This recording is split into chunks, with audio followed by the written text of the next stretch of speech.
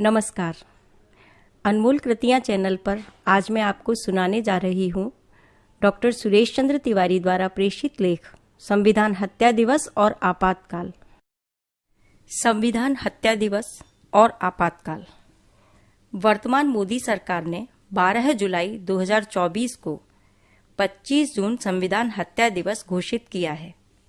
यह 25 जून 1975 की अर्धरात्रि में इंदिरा गांधी सरकार द्वारा देश में आपातकाल लगाए जाने के संदर्भ में किया गया है। यदि सतही तौर पर देखें तो संविधान के अनुच्छेद 352 के अनुसार आंतरिक उपद्रव या अशांति की स्थिति में सरकार को आपातकाल लगाने का अधिकार है। दूसरी बात संविधान हत्या की है। हत्या शब्द संविधान के संशोधन के लिए, चाहे वह कितना ही मूल भावना को आघात पहुंचाने वाला क्यों न हो, अनुपयुक्त है। संसद, सरकार, न्यायपालिका आदि का अस्तित्व और सत्ता संविधान प्रदत्त है जो भारत के लोगों से आती है। इसलिए इनमें से कोई भी संविधान की मूल भावना का तिरस्कार करे या मौलिक ढांचे पर आघात करे तो यह संविधान को कलुषित करना होगा। संविधान के इतिहास में 25 जून 1975 ऐसा काला दिवस है जब तानाशाह प्रधानमंत्री, कठपुतली राष्ट्रपति और चाटुकार भयभीत सर्वोच्च न्यायालय ने संविधान की मूल भावना पर कुठाराघात किया। पहला, रात्रि में ही लोकतांत्रिक तरीके से चुने हुए जनप्रतिनिधियों को गिरफ्तार कर लिया गया। दूसरा, भारतीयों की मौलिक अधिकार छीन लिए गए। तीसरा, प्रेस की अभिव्यक्ति की स्वतंत्रता को नियंत्रित करने के लिए सेंसरशिप लागू कर दिया। और चौथा, पूरे देश को भयाक्रांत कर दिया। सर्वोच्च न्यायालय की संलिप्तता इसलिए कि स्वतः संज्ञान लेकर इस आदेश पर रोक लगाकर इस बात की न्यायिक समीक्षा नहीं की गई कि क्या अनुच्छेद 352 का उपयोग इसकी मूल भावना को समझकर किया गया है अथवा इंदिरा गांधी प्रधानमंत्री पद छोड़ना नहीं चाहती और एक तंत्र स्थापित करना चाहती हैं, इसलिए आपातकाल लगाया गया है। अतः 25 जून को संविधान हत्या दिवस ना कहकर संविधान इतिहास का काला दिवस कहा जाए और भारतीय जनता संविधान के प्रति जागरूक हो, इस उद्देश्य से राष्ट्रहित में निर्भीक, निष्पक्ष, प्रामाणिक और सुविज्ञ विचारों और विमर्श का प्रयास किया जाए, यह अभीष्ट है। दुर्भाग्य से मोदी सरकार पिछले 10 वर्षों के शासनकाल में आपातकाल के प्रति उदासीन रही और अब 2024 के लोकसभा चुनाव में अपेक्षित सफलता न मिलने के कारण विपक्ष के संविधान बचाओ अभियान को मानकर कांग्रेस पर राजनीतिक हमला करने के लिए संविधान हत्या दिवस की घोषणा कर दी। उद्देश्य की अपवित्रता के कारण विपक्ष शोर कर रहा है कि मोदी सरकार ने प्रतिदिन संविधान की हत्या की है। वहीं आपातकाल के बारे में लोगों को सही जानकारी भी नहीं दी जा रही है। सर्वप्रथम यह रेखांकित करना जरूरी है कि मोदी सरकार ने संविधान के विरुद्ध 10 वर्षों में एक भी काम नहीं किया है। यह मोदी सरकार की संविधान के प्रति निष्ठा के लिए न्यूनोक्ति है। 5 वर्ष पहले अनुच्छेद 370 और अनुच्छेद 35A को निरस्त करना संविधान के इतिहास में सुनहरा दिन था, क्योंकि संविधान की मूल भावना को पुष्टि नहीं किया, राष्ट्रहित को सर्वोपरि रखा। इस ऐतिहासिक उपलब्धि के अतिरिक्त 2 उदाहरण और हैं जो कम महत्व के नहीं हैं। पहला, अगस्त 2017 में सर्वोच्च न्यायालय के निर्णय से संबंधित है कि 3 तलाक असंवैधानिक हैं। मोदी सरकार सर्वोच्च न्यायालय के निर्णय का सम्मान करते हुए एक विधेयक लाई जो द मुस्लिम विमेन एक्ट 2019 बना। इसकी तुलना राजीव गांधी सरकार द्वारा बनाए गए मुस्लिम विमेन एक्ट 1986 से करें तो स्पष्ट हो जाएगा कि कांग्रेस सरकार ने संविधान विरुद्ध काम किया, क्योंकि सर्वोच्च न्यायालय के 1985 के शाहबानो केस पर दिए गए निर्णय को निष्प्रभावी करने के लिए यह अधिनियम बना। दूसरा उदाहरण, राम जन्मभूमि विवाद पर 9 नवंबर 2019 के सर्वोच्च न्यायालय के निर्णय पर सरकार द्वारा इसका स्वागत किया जाना और दिशा निर्देशों का पालन करने की प्रतिबद्धता व्यक्त करना है। यदि पूर्ववर्ती कांग्रेस सरकारों के संविधान विरोधी आचरण को ध्यान में रखें तो मोदी सरकार का कार्य सराहनीय है। यहाँ प्रश्न उठता है कि क्या सर्वोच्च न्यायालय के निर्णय सदैव संविधान सम्मत ही होते हैं? स्पष्ट उत्तर है नहीं। इसके कई प्रमाण हैं। सैद्धांतिक और व्यवस्थागत आयामों पर चर्चा करें तो पहला प्रमाण तो बहुमत के आधार पर निर्णय को मान्यता देने की प्रणाली ही है। यह संभव है कि संविधान पीठ का असहमति देने वाला एक सदस्य का निर्णय ही संविधान की मूल भावना के अनुरूप हो और बहुमत वाला निर्णय असंवैधानिक। दूसरा प्रमाण न्यायाधीशों की सत्यनिष्ठा और पक्षपात रहित होने के लिए नियुक्ति के समय कोई मानक या परीक्षण का नहीं होना है। विधिवेत्ता, अनुभव और संविधान के शाब्दिक ज्ञान की विद्वता जैसी योग्यता का नियुक्ति के समय आकलन किया जाता है, किंतु चरित्र, विवेक और राष्ट्रभक्ति को जांचने का कोई स्थान नहीं है। यह ऐतिहासिक निर्णय देने वाले जज जगमोहन लाल सिन्हा के 1982 के व्याख्यान से मार्गदर्शन लिया जा सकता है। उनके अनुसार जज न्याय के मंदिर का मुख्य पुजारी है। निडरता और स्वतंत्रता, पक्षपात और अनुग्रह रहित सोच के आधार पर निर्णय देने की क्षमता एवं सत्यनिष्ठा उसे अपने कर्तव्य का पालन करने की योग्यता और शक्ति देते हैं। संविधान की वर्तमान व्यवस्था में संशय की स्थिति में एक ही मुद्दे पर बड़ी पीठ द्वारा सुनवाई करने का प्रावधान है, किंतु बड़ी पीठ का फैसला ही सही हो यह जरूरी नहीं है। संविधान में इन जटिल प्रश्नों का कोई समाधान नहीं है। कुछ उदाहरण इस विषय की गंभीरता को समझने के लिए प्रस्तुत हैं। ये उदाहरण आपातकाल के प्रसंग से जुड़े हैं। सन 1967 का गोलकनाथ केस से संबंधित सर्वोच्च न्यायालय का निर्णय संसद द्वारा संविधान के मौलिक अधिकारों में संशोधन करने पर रोक लगाता है। इंदिरा गांधी सरकार ने इसे निष्प्रभावी करने के लिए 1971 में 24वां संविधान संशोधन किया। केशवानंद भारती केस में सन 1973 में 24वें संशोधन की न्यायिक समीक्षा की गई। 13 जजों की संविधान पीठ ने 7-6 के बहुमत से फैसला दिया कि संसद को संविधान के मूल ढांचे में परिवर्तन करने का अधिकार नहीं है। संविधान के संशोधन के संबंध में यह सर्वाधिक महत्वपूर्ण ऐतिहासिक फैसला है। संविधान का मूल ढांचा क्या है, इस प्रश्न को लेकर अभी तक स्पष्टता नहीं है, किंतु क्या सरकार कानून बनाकर नागरिक के जीवन को भी समाप्त कर सकती है? यह प्रश्न आपातकाल में सर्वोच्च न्यायालय के जज HR खन्ना ने उठाया।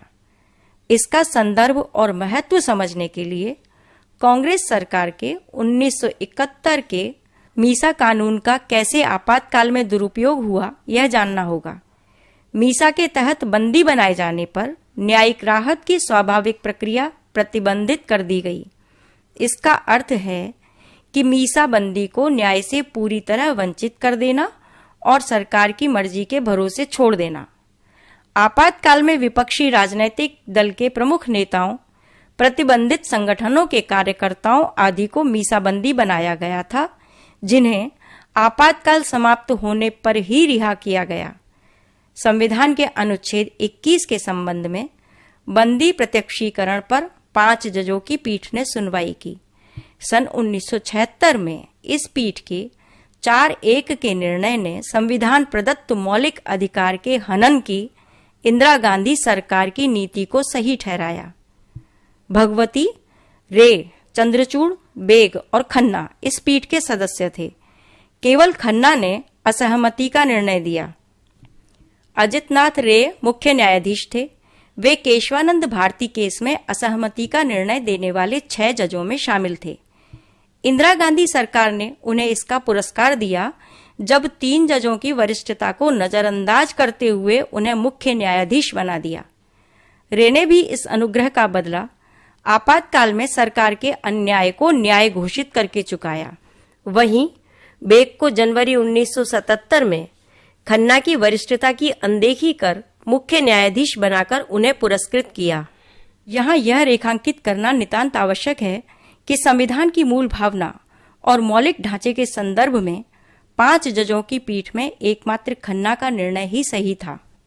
आपातकाल की घोषणा के बाद इंदिरा सरकार द्वारा लाया गया 42वां संविधान संशोधन विधेयक अब तक के 100 से ज्यादा संविधान संशोधनों में सबसे अधिक संविधान विरोधी और लोकतंत्र के लिए घातक है।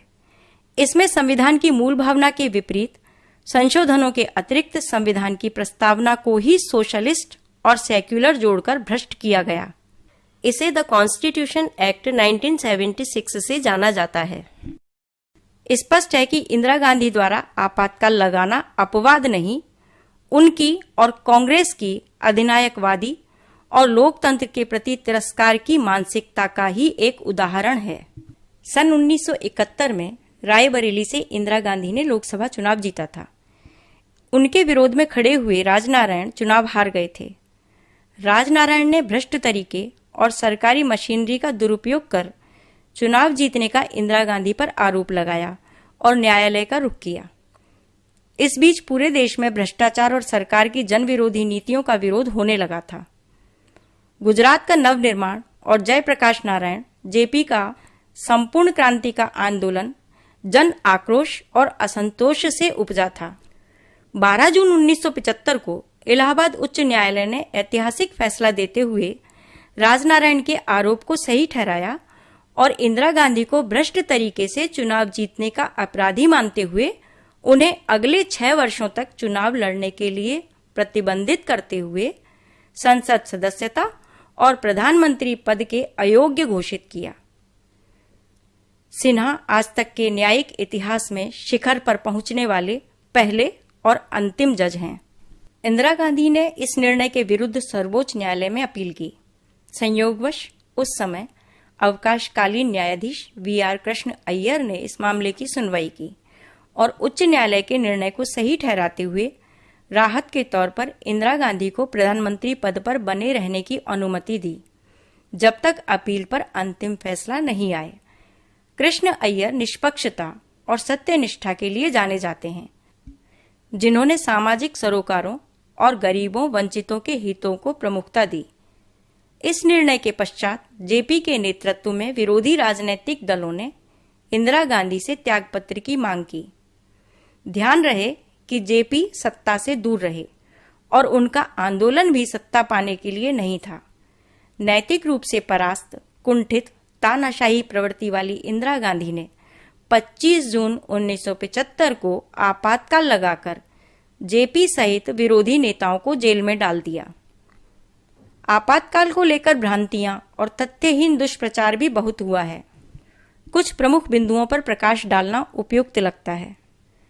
पहला, कहा जाता है कि आम आदमी पर आपातकाल का कोई असर नहीं हुआ क्योंकि यह राजनीतिक मुद्दे से जुड़ा था। यह पूरी तरह गलत है। जो स्वार्थी, सुविधाभोगी और नैतिक रूप से पंगु पढ़े लिखे वर्ग ने प्रचारित किया। यह वर्ग अंग्रेजों की गुलामी को आज भी अच्छा समझता है। जबरदस्ती नसबंदी का सरकारी अभियान आम जनता की यातना का बहुचर्चित उदाहरण है, किंतु इससे भी ज्यादा था सरकारी मशीनरी का मनमाने तरीके से लोकल स्तर पर जनता का उत्पीड़न और देशव्यापी भय का वातावरण।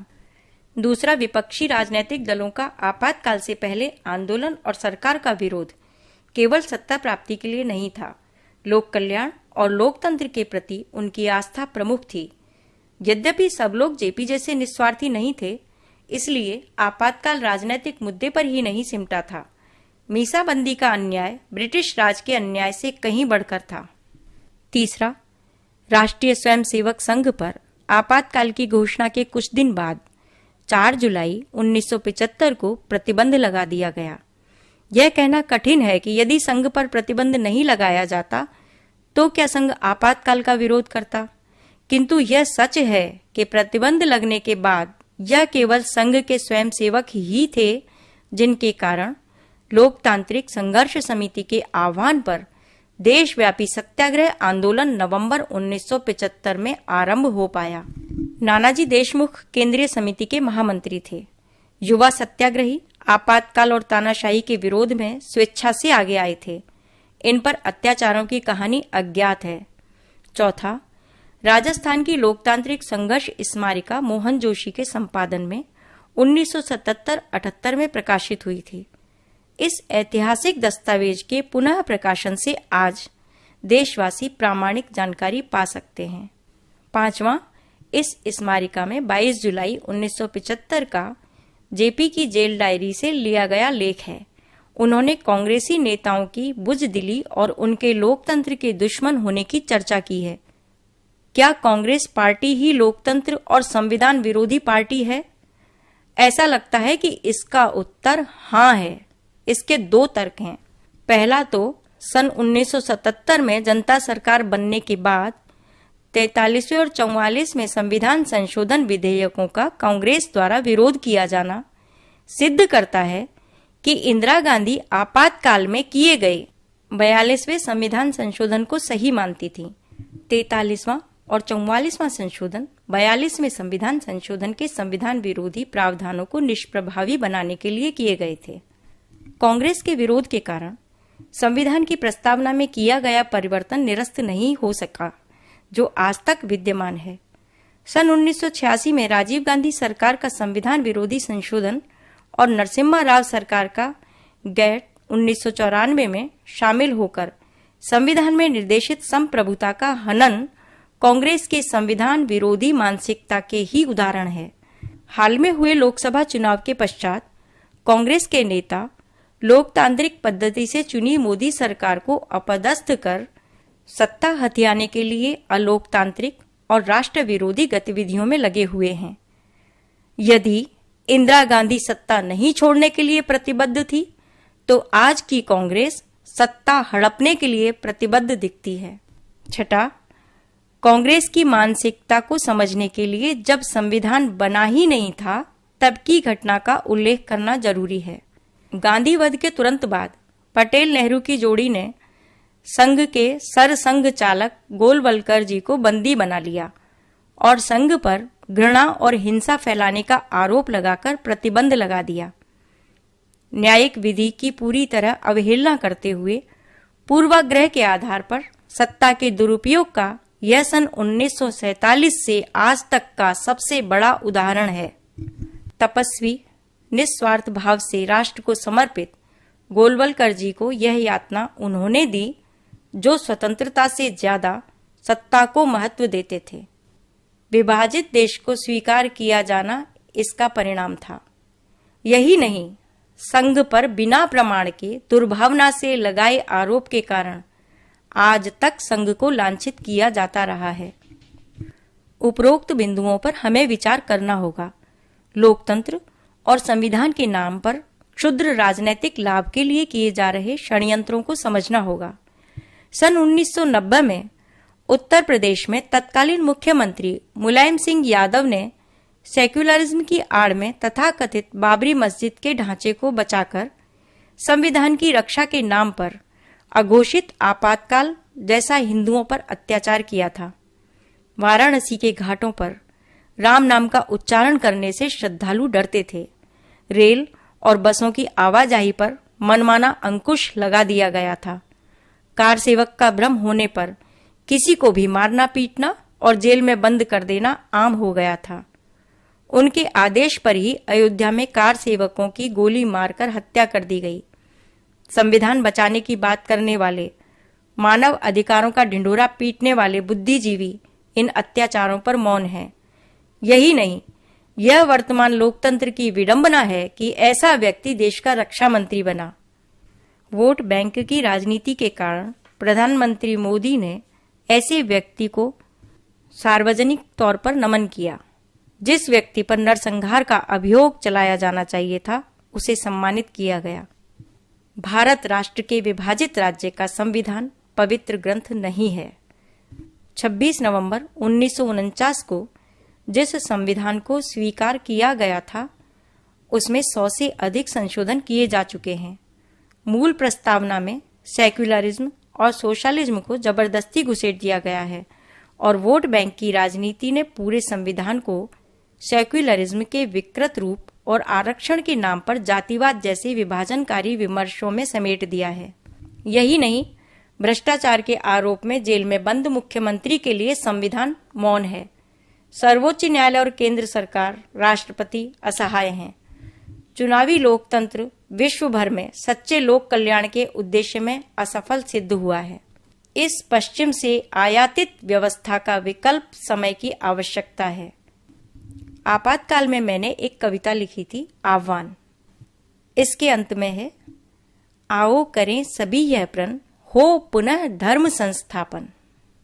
स्मारिका के लेख के अंत में भी मैंने अपना दृढ़ विश्वास व्यक्त किया है। केवल राजनैतिक व आर्थिक क्रांति से मानव कल्याण एवं समाज कल्याण संभव नहीं। धर्म मानव जीवन का मूल है, इसकी पुनः स्थापना हो, इसके लिए हम सब प्रयत्न करें और प्रार्थना करें। सर्वे भवन्तु सुखिनः, सर्वे सन्तु निरामयाः। नमस्कार।